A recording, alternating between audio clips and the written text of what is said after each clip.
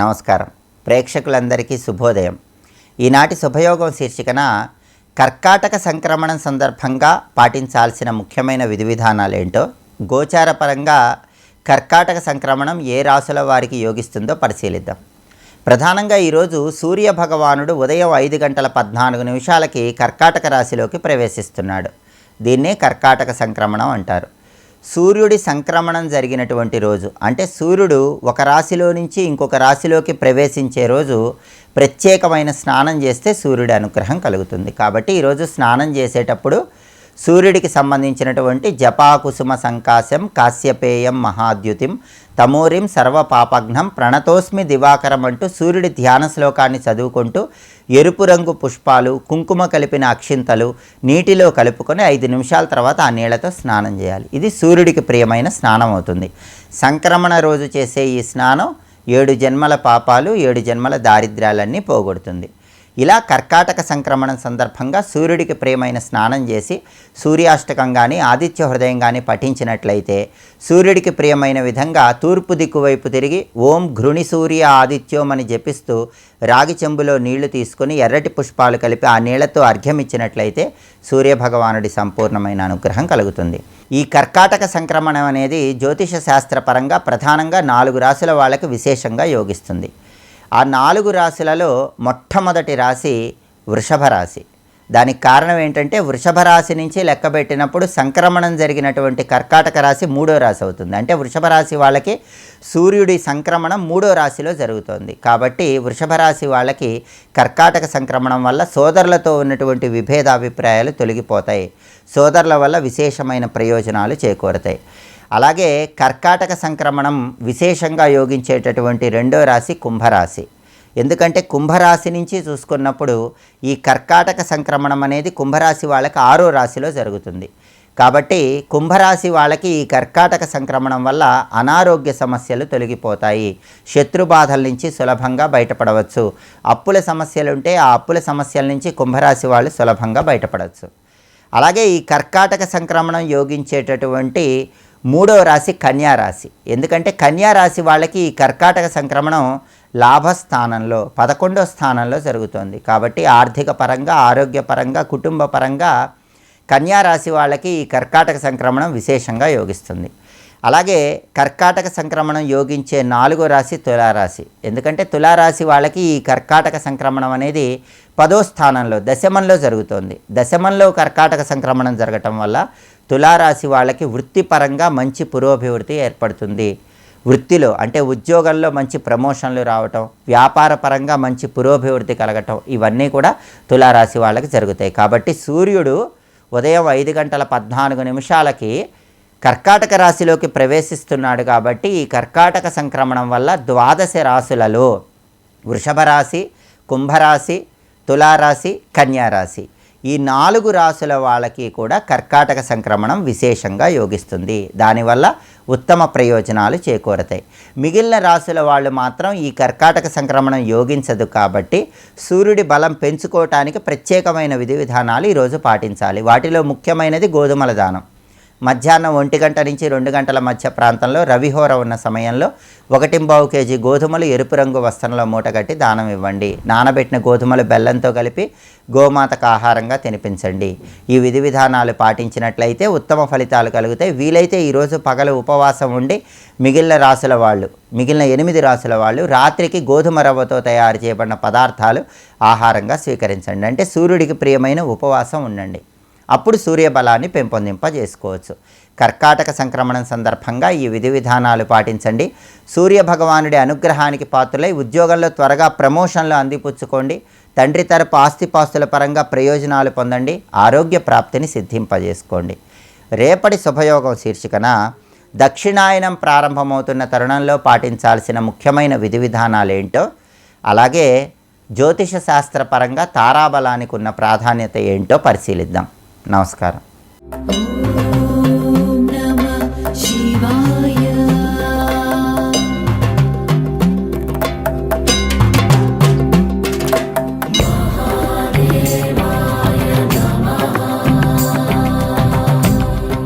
మహాదేవ మహాదేవ వాసుదేవ నారాయణ శివ కేశవ అంటూ నామములు పలుకుతూ ఉచ్చైస్వరంతో ఎలుగెత్తి ఉచ్చరిస్తూ తాను లేచి నాట్యం చేయడం కూడా మొదలుపెట్టాడు పారవశ్యంతో. అలా అక్కడ ఉంటూ క్రమంగా దేహళీ వినాయక స్వామి దర్శనం చేశారు. ఇవి కూడా పంచక్రోశంలో వస్తుంది. దేహళీ వినాయకుడు చాలా విశేషం. అక్కడే షోడశ వినాయక స్వరూపాలు కూడా ఉంటాయి. ఆ దేహళీ వినాయకుడి వద్ద కూడా ఉంటూ వాళ్ళందరూ కాశీని స్తుతించారు. వారితో పాటు తాను కూడా కాశీ స్తుతి చేస్తున్నారు. ఒక చోట వచ్చేటప్పటికల్లా అతనికి మళ్ళీ ఎప్పటి వల్లనే తీర్థప్రసాదాలు పెట్టబోతే నేను ఇవాళ ఉపవసిస్తానని చెప్పి తాను స్వయంగా భోజనాన్ని కూడా విడిచిపెట్టి బలవద్దత్తమపి త్యక్త్వా హరికీర్తన తత్పరః, వాళ్ళందరూ తీసుకొని బలవంత పెట్టినప్పటికీ ఆహారాన్ని తీసుకోకుండా ఉపవాసంతో హరికీర్తన చేశాడు.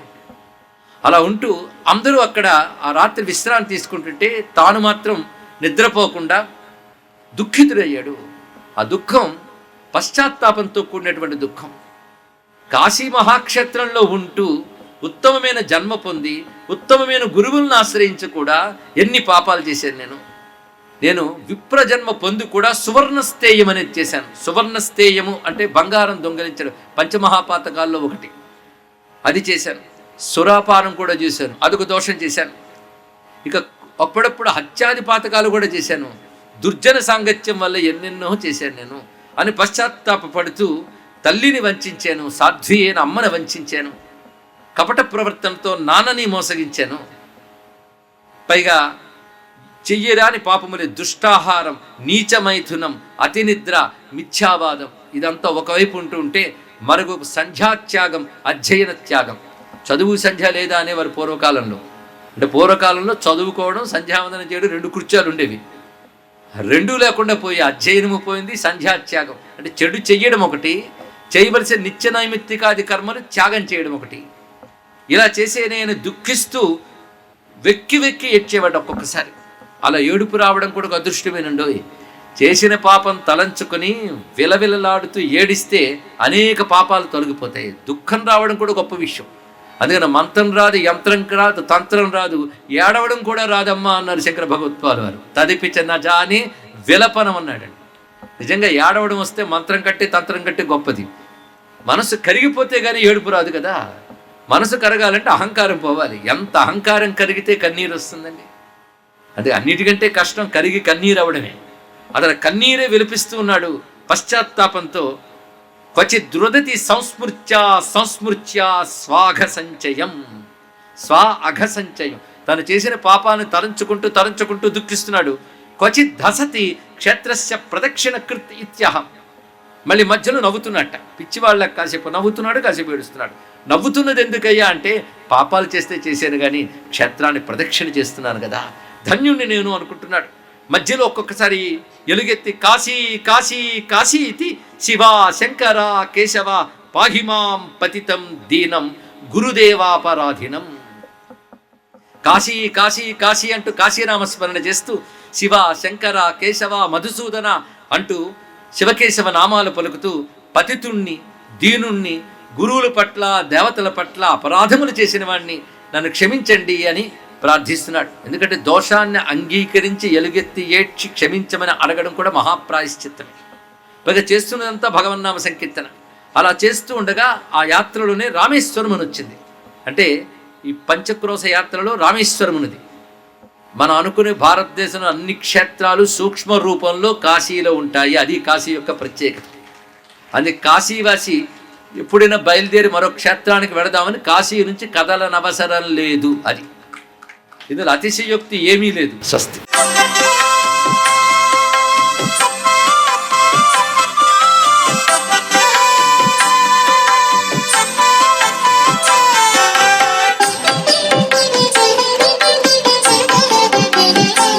ఓం నమో వెంకటేశాయ. ఓం నమః శివాయ. శ్రీమాత్రే నమః. ఈ రోజున సుబ్రహ్మణ్య ఆరాధనతో పాటుగా గణేశుని ఆరాధన కూడాను చాలా చక్కటి యోగవంతమైన సత్ఫలితాన్ని ప్రసాదిస్తుంది. గణేశ మంత్రాలు మానవాళికి ఎంతగానో సహకరిస్తున్నాయి. గకార మంత్రం అద్వితీయమైనటువంటి ప్రభావాన్ని మానవాళికి ఇస్తోంది. ఓం గం గణపతియే నమః, వక్రతుండాయ హుం, ఓం గాం గీం గూం గైం గహ ఇత్యాది మంత్రాలన్నీ కూడాను వెనువెంటనే అన్ని పనులు కూడాను నెరవేర్చుకోవడానికి సహకరించేటువంటి మంత్రరాజాలుగా శాస్త్రవచనంలో తెలియజేశారు. వాటిని ఎవరైతే నిష్ఠగా పాటిస్తారో వారికి సత్ఫలితాలు వెనువెంటనే కలిగేటట్టుగా గణపతి మనకు అనుగ్రహాన్ని ఇస్తాడు. గణపతికి ప్రీతికరమైంది గరిక.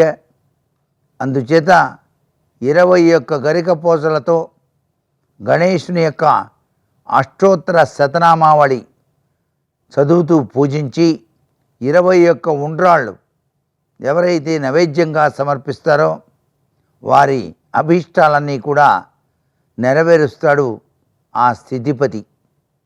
అందుచేత ఈ రోజున తప్పనిసరిగా గణపతితో పాటుగా సుబ్రహ్మణ్యేశ్వర ఆరాధన కూడా ఆచరించాలి.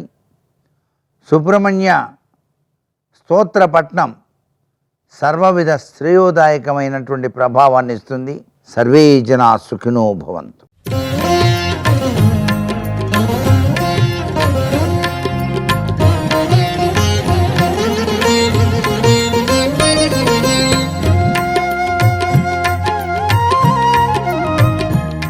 పైకి లేచి నీ మీద ఉన్నటువంటి అరణ్యాలు తేనెపట్లు చూసి ఆయనకి స్వాగతం పలుకు.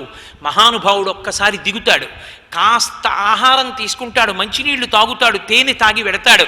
రామకార్యం మీద వెడుతున్న వాళ్ళకి ఆతిథ్యం ఇవ్వడం అంత గొప్పది. ఆతిథ్యం ఇస్తానన్నందుకు మైనాకుడికి రెక్కలు మళ్ళీ నిలబడ్డాయి. అందుకే రామకార్యం మీద వెడుతున్నటువంటి వ్యక్తికి మాట సాయం చేసినా అది ఉత్తినే పోదు, వంశం 7 తరాలు కాపాడుతుంది. సుందరకాండ నిరూపణం చేసి చూపించింది. కాబట్టి ఒక్కసారి మైనాక పర్వతం బంగారు శిఖరాలతో నిలబడింది. మధ్యే లవణతో యస్య విఘ్నోజమితి నిశ్చయ. మధ్యలో బంగారు పర్వతం వచ్చింది. ఏమిటి ఇది విఘ్నమని మహానుభావుడు ఒక్కసారి తన వక్షస్థలంతో కొట్టి శిఖరములను చూర్ణం చేసేశారు. పురుష రూపం దాల్చి నిలబడ్డాడు. నిలబడి అతిథి కిల పూజార్హ ప్రకృతోపి విజానత. నీలాంటి అతిథి ఎక్కడ దొరుకుతాడయా నాకు? మహానుభావ వచ్చావు, కాసిని పళ్ళు తిని ఇంత తేనె తాగి వెళ్ళవయా అన్నారు. నిజంగా అంత తొందరలో ఉన్నవాడు తిరస్కరించి మాట్లాడచ్చు. మాట వైభవం అంటే ఏమిటో హనుమ దగ్గర నేర్చుకోవాలి. ఎంత మర్యాదగా మాట్లాడతారో, ఆగకుండా వెళ్ళిపోతూనే ఒక్కసారి ఇలా ముట్టుకున్నారు. ప్రీతోస్మి కృతమాతిథ్యం మంజురేషోపనీయతాం తరతే కార్యకాలో మే అహశ్చాప్యతివర్తతే ప్రతిజ్ఞాతమయా దత్తాన స్థాతవ్యమిహాంతరే. మాట ఇచ్చాను, మధ్యలో ఆగకూడదు. నువ్వు నాకు ఉపకారం చేసినట్టే, నువ్వు చేసినటువంటి ఉపకారం నేను పుచ్చుకున్నట్టే, ఆతిథ్యం ఇచ్చినట్టే. ఒక్కసారి ముట్టుకున్నారు, ముందుకెళ్ళిపోయారు. అవతల పొద్దుపోతోంది, పగటి వేళ లంఘనం చేశారు, సాయంకాలం లోపల వెళ్ళిపోవాలి. నేను ప్రతిజ్ఞ చేశాను, రామచంద్రమూర్తి యొక్క బాణం ఎలా వెడుతుందో అలా వెడతానన్నాను. రామచంద్రమూర్తి బాణం లక్ష్యం మీదకి ప్రయాణం చేసే ముందు మధ్యలో ఏదో కనపడిందని అక్కడ ఆతిథ్యం తీసుకుని వెళ్ళదుగా, తిన్నగా వెళ్ళిపోతుంది తప్ప. కాబట్టి నేను కూడా అలా వెళ్ళాలి. ఎంత మర్యాదతో మాట్లాడతారో. దాటిపోయారు. సురస వచ్చింది. అయం వాతాత్మజ శ్రీమాన్ ప్లవతే సాగరోపరి. అదిగోనమ్మా మహానుభావుడు హనుమ 100 యోజనముల సముద్రం మీద వెళ్ళిపోతున్నారు. ముహూర్తం విఘ్నమాచర, చిన్న విఘ్నం చెయ్యమ్మా, తట్టుకుంటాడో లేదో చూద్దామన్నారు దేవతలు. ఆవిడొచ్చి అడ్డంగా భూతంలా నిలబడి నోరు తెరిచింది. నోరు తెచ్చి ప్రవిష్టోస్మిహితే వక్త్రం, రా నా నోట్లోకి రా, నేను నిన్ను తింటానని. ఆయన అన్నాడు, రామకథ ఎన్ని మాటలు చెప్తారో హనుమ, అసలు సుందరకాండ బలమంతా అదే. ఇన్ని మాటలు చెప్తారో కానీ ఒకసారి చెప్పినట్టు ఒక మాట చెప్పరు. ఎక్కడ చెప్పినా ఆ సమయ సందర్భాల్ని దృష్టిలో పెట్టుకుని ఎంతవరకు చెప్పాలో అంతవరకే చెప్తారు. కాబట్టి ఆయన అన్నారు, అమ్మా రామో దాశరథిర్నామా ప్రవిష్టో దండకాననం లక్ష్మణేన సహభ్రాత వైదేహ్యా చాపి భార్యయా అథవా మైథిలీందృశ్య రామంచా కృష్ణకారిణం ఆగమిష్యామితే వక్త్రం సత్యం ప్రతిశృణోమితే.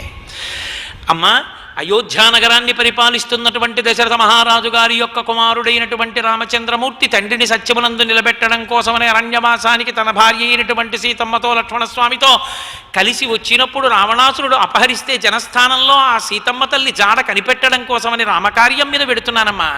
అథవా మైథిలీందృష్ట్యా రామంచా క్లిష్టకారిణం ఆగమిష్యామితే వక్త్రం సత్యం ప్రతిశృణోమితే. ఒక్కసారి సీతమ్మ జాడ కనిపెట్టి రామచంద్రమూర్తికి చెప్పి నీ నోట్లో ప్రవేశిస్తానమ్మా, నాకు అవకాశం ఇయ్యి అన్నారు. సర్వం శ్రీ ఉమామహేశ్వర పరబ్రహ్మార్పణమస్తు. స్వస్తి.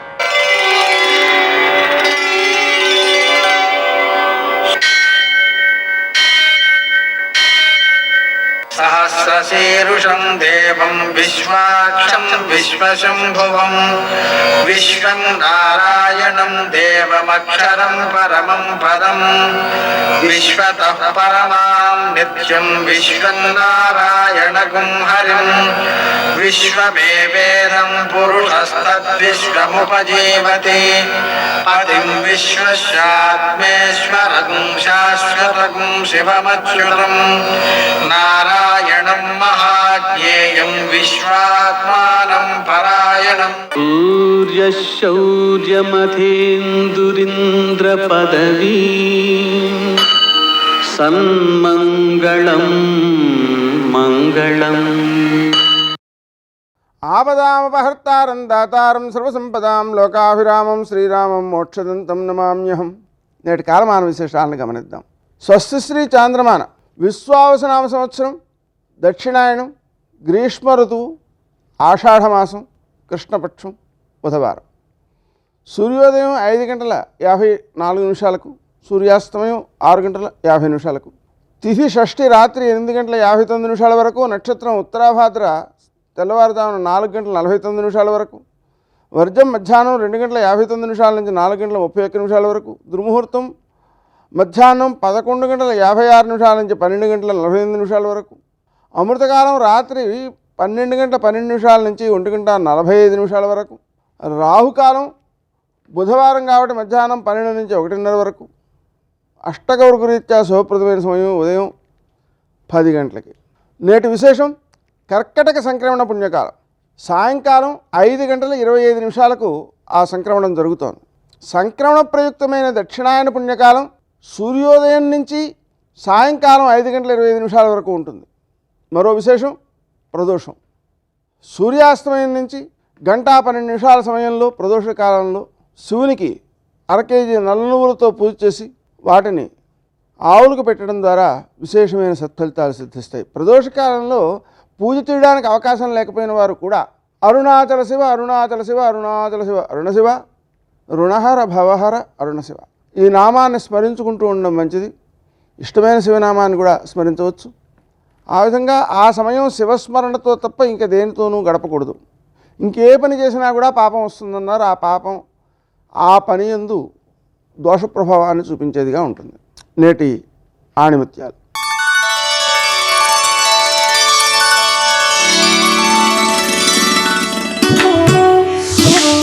తిరిగి చూసుకునేంత గొప్పగా లేకపోయినా గతం ఎప్పుడూ గొప్పదే. అది మనకు బతుకు అంటే ఏమిటో నేర్పిస్తుంది.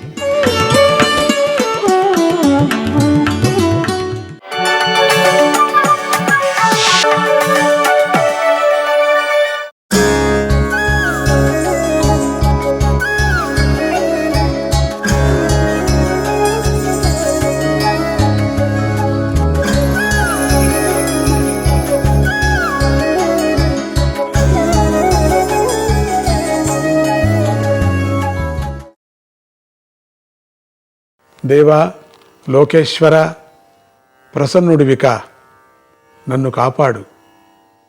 నేను అజ్ఞానంలో మునిగి ఉన్నాను. నాకు జ్ఞాననేత్రం ప్రసాదించు. మేము నీ మానవ శరీరాన్ని చూశామే గాని మీ లోపలి దివ్యత్వాన్ని దర్శించలేకపోయాం. నా వల్ల తప్పు జరిగిన నేను మిమ్మల్ని శరణు పొందాను గనుక ఇప్పుడు అంతగా భయపడటం లేదు. నా మనస్సులో ఉన్న ఆలోచన మనవి చేస్తాను. నేను మీకోసం స్వయంవరం ఆపుకోవడం లేదు. నాకే స్వయంవరం ఇష్టం లేదు. అందుకే ఇది వద్దంటున్నాను. తమరు కోపించరాదు, అనుగ్రహించాలి అన్నాడు. శ్రీకృష్ణుడు మళ్ళీ సమాధానం చెప్పాడు. మహారాజా, మీరు మేధావులు.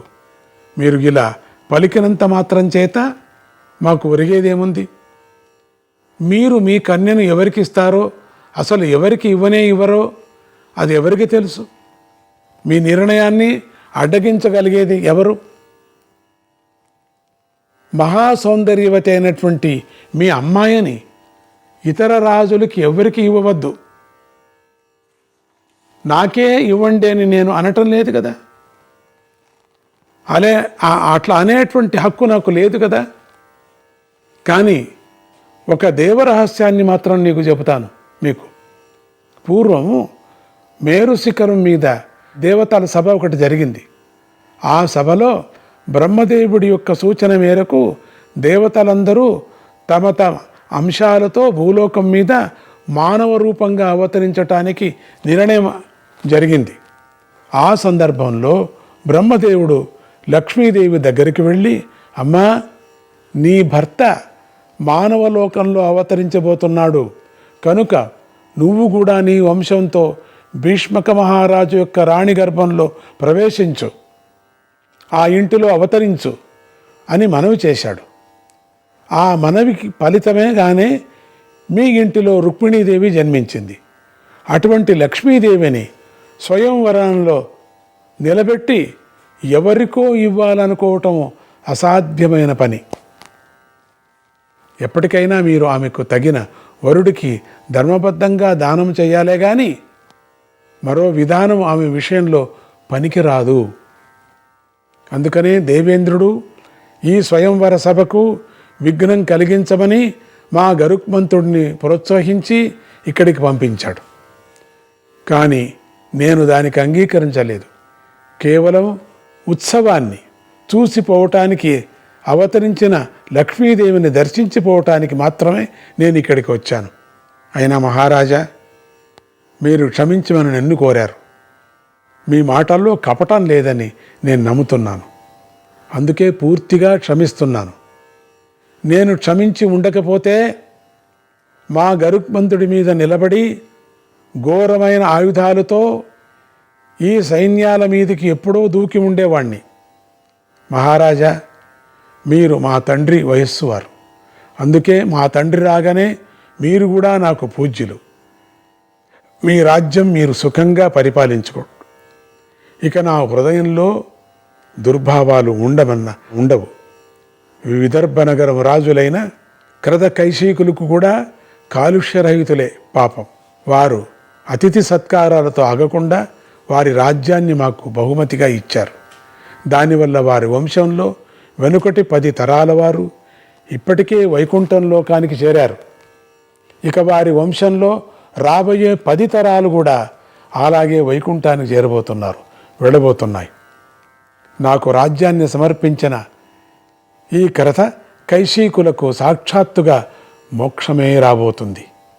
నా పట్టాభిషేకోత్సవాన్ని తిలకించటానికి వచ్చిన అసూయారహితులైనటువంటి ఈ రాజులకు స్వర్గలోకం లభించబోతుంది. మా వల్ల ఎవరికీ ఏ విఘ్నమూ కలగరాదు. మేము ఇప్పుడే మా గరుక్మంతుడితో సహా మధురా నగరానికి వెళ్ళిపోతున్నాం. మీ అందరికీ శుభం కలుగుగాక. ఇలా ప్రసంగించిన శ్రీకృష్ణుడు ఉన్నట్టుండి సభను విడిచిపెట్టి తన రథం వైపు నడిచాడు. ఆయన అలా వెళుతుంటే భీష్మక మహారాజుకి శ్రీకృష్ణుడిలో ఉన్నటువంటి విరాట్ రూపం దర్శనమిచ్చింది. 1000 తలలు, 1000 పాదాలు, 1000 కన్నులు, 1000 భుజాలు, దివ్యమాలాంబరాలు, దివ్య విభూషణాలు కలిగినటువంటి ఆ దివ్య విరాట్ రూపాన్ని దర్శించిన భీష్మక మహారాజు ఆనందపరవశుడై ఆ స్వామిని అనేక విధాలుగా స్తోత్రం చేశాడు. పురుషోత్తమాయ యుక్తాయ, పురుషోత్తమాయ యుక్తాయ నిర్గుణాయ నమోస్తుతే, నిర్గుణాయ నమోస్తుతే, వరదో భవమే నిత్యం, వరదో భవమే నిత్యం, త్వద్భక్తాయ సురోత్తమా, త్వద్భక్తాయ సురోత్తమా, లోకనాథోసి నాథత్వం, లోకనాథోసి నాథత్వం, విష్ణుస్త్వం విదితాత్మనాం, విష్ణుస్త్వం విదితాత్మనాం. స్వామి, నీవు పురుషోత్తముడు. నువ్వు యోగాధీశుడవు, నువ్వు గుణాతీతుడవు, అటువంటి నీకు నమస్కారము. ఓ దేవశ్రేష్ఠ, నేను నిత్యము నీ భక్తుణ్ణి. నాకు నువ్వు వరప్రదుడవు కావాలి. నువ్వు లోకాలన్నిటికీ నాథుడివి, నాకు నాథుడివి. ఆత్మతత్వం తెలిసిన వారికి నువ్వు సాక్షాత్తు శ్రీ మహావిష్ణువువి. భీష్ముకుడు ఈ విధంగా కొంతసేపు స్తోత్రం చేసి అనేక రత్నాలను, కానుకలను శ్రీకృష్ణుడికి సమర్పించి ఆ తర్వాత ఆ పక్కనే ఉన్నటువంటి గరుత్మంతుడికి కూడా నమస్కారం చేసి ఆయనను కూడా సంగ్రహంగా స్తోత్రం చేశాడు.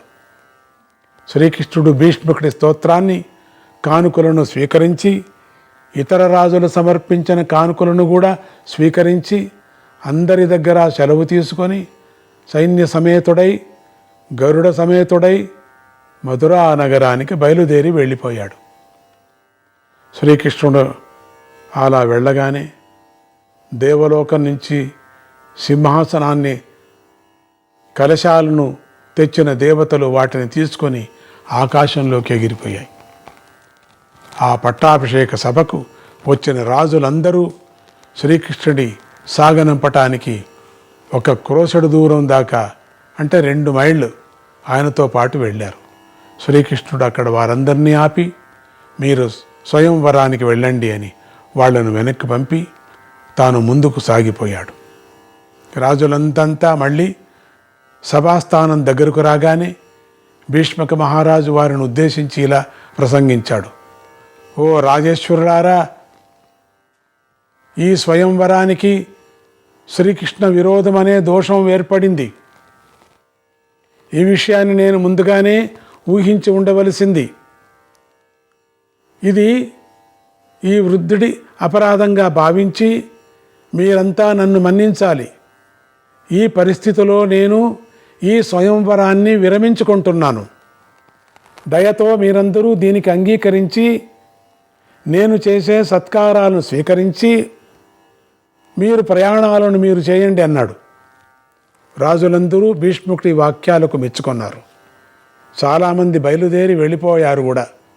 కానీ జరాసంధుడు, సునాతుడు, దంతభక్తుడు, సాల్వుడు, మహాకూర్ముడు, క్రోధుడు, కైశికుడు మొదలైన సన్నిహిత రాజవర్గం వారు కొంతమంది అక్కడే ఉండిపోయారు. భీష్మక మహారాజు యొక్క ఆంతర్యం ఏమిటో తెలుసుకోవాలని ఆయన వంక చూడసాగారు. భీష్మక మహారాజు వారి భావాన్ని గ్రహించి వినయంగా ఇలా పలికాడు. మిత్రులారా, జరిగిన దాంట్లో పొరపాటు ఉందని గ్రహించి నేను ఈ రకంగా స్వయంవరాన్ని రద్దు చేశాను. మీరు క్షమాశీలుడు, మమ్మల్ని అంతా క్షమించాలి. నేను నా పుత్రుడికి ఎదురు చెప్పలేకపోయాను, కానీ మనస్సులో చాలా కల్లోలపడ్డాను. నా పుత్రుడు, అతడి మిత్రులు చేసిన ఆలోచన వివేకయుక్తమైనదిగా కానే కాదు, నాకు కనిపించడం లేదు. అది వాళ్ళ పిల్ల చేష్టగా ఉంది. శ్రీకృష్ణుడు పురుషోత్తముడు అనడంలో సందేహం లేదు. అతడి పరాక్రమం, కీర్తి రెండు కూడా అద్భుతంగా ఉన్నాయి. శ్రీకృష్ణుని కన్నా దేవకీదేవి నిజంగా అదృష్టవంతురాలు అన్నాడు. వృద్ధరాజు గారు రాజప్రముఖుల సమక్షంలో రుక్మిణిని నిందిస్తూ ఉంటే అతని మిత్రుడైన సాల్వుడు రాజుగారి మాటలకు అడ్డం పడ్డాడు. మృదువుగా ఇలా అన్నాడు, మహారాజా, మీ పుత్రుడి విషయంలో మీరు బాధపడకండి. అతడి ఆలోచన మీకు నచ్చి ఉండకపోవచ్చు, కానీ మీ రుక్మి పరాక్రమం తక్కువది కాదు. ఇక జయాపజయాలంటారా, క్షత్రియులు కవి ఎప్పుడూ తప్పవు కదా. శ్రీకృష్ణ బలరాములు పరాక్రమవంతులే కాదనను, కానీ వారిద్దరికీ ఎదుర్కొని నిలవగల సత్తా మీ పుత్రుడికే కాక ఎవరికి ఉంది చెప్పండి. ఎందుకంటే దేవతల దగ్గర కూడా లేని భార్గవాస్త్రం మీ రుక్మి దగ్గర ఉంది. మీరు చెప్పినట్లుగా ఆ శ్రీకృష్ణుడు పురుషోత్తముడే, ఆద్యాంతాలు లేని శ్రీ మహావిష్ణువే. మీ పుత్రుడు అతడితో సూటిగా యుద్ధానికి దిగుతాడని మీరు భయపడకండి. అతడు అలాంటి తొందరపాటు పని చేయడు.